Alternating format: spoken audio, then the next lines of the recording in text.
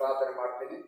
ಪ್ರೀತಿ ಉಳ್ಳ ತಂದೆಯಾದ ದೇವರೇ, ನಿಮ್ಮ ಪಾದಕ್ಕಾಗಿ ಸ್ತೋತ್ರಪ್ಪ. ಈ ಜನರು ದೇವರ ಕೈಯಿಂದ ಉಂಟು ಮಾಡಿದ ಜನರಾಗಿದ್ದೀರಪ್ಪ.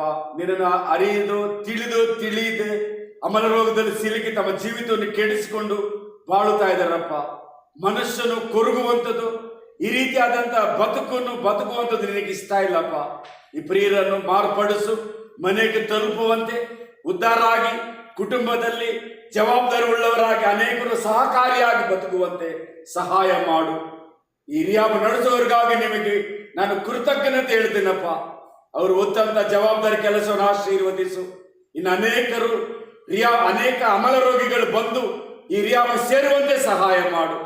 ನಿನ್ನ ವಾಕ್ಯವನ್ನು ಕೇಳಿ ನಿನ್ನ ಪ್ರೀತಿಯಲ್ಲಿ ನೆಲೆಗೊಳ್ಳುವಂತೆ, ಪರಿಶುದ್ಧವಾಗಿ ಜೀವಿಸುವಂತೆ, ದೇವರಾತ್ಮದಿಂದ ನಡೆಸಲ್ಪಡುವಂತೆ, ಅಮಲ ರೋಗವನ್ನು ಎದುರಿಸುವಂತೆ, ಅದನ್ನು ಹೋಗಲಾಡಿಸುವಂತೆ ಬಲವನ್ನು ದಯಪಾಲಿಸು. ಒಳ್ಳೆ ತಂದೆಯಾದ ದೇಹದಲ್ಲಿ ಯಾವ ಅಂಗಾಂಗಗಳು ಹಾಳಾಗಿದೆ ನಮಗೆ ಗೊತ್ತಿಲ್ಲಪ್ಪ. ನೀನು ಅದನ್ನು ವಾಸಿ ಮಾಡು. ಸ್ವಸ್ಥ ಬುದ್ಧಿ ಉಳ್ಳವರಾಗಿ ಜೀವಿಸುವಂತೆ, ಮನೆಗೆ ಉಪಯುಕ್ತ ಉಳ್ಳವರಾಗಿ ಬದಲಾಯಿಸಪ್ಪ.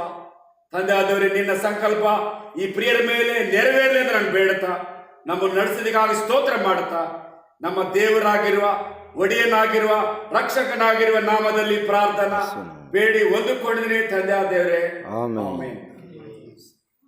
ಕೂತ್ಕೊಳ್ಳಿ. ದೇವರು ನಿಮ್ಮೆಲ್ಲರನ್ನು ಶೀಘ್ರವಾಗಿ ಅಮಲ ರೋಗದಿಂದ ಬಿಡುಗಡೆಯಾಗಿ ಮನೆಗೆ ತಲುಪಬೇಕು ನಮ್ಮ ಆಸೆ. Thank you. ಮತ್ತೆ ನೆಕ್ಸ್ಟ್ ಯಾವಾಗಾದ್ರೂ ಬರ್ತೀನಿ. ಒಂದು ಕಡೆ ನಮ್ಮನ್ನು ಕಾಯ್ತಾ ಇದ್ದಾರೆ.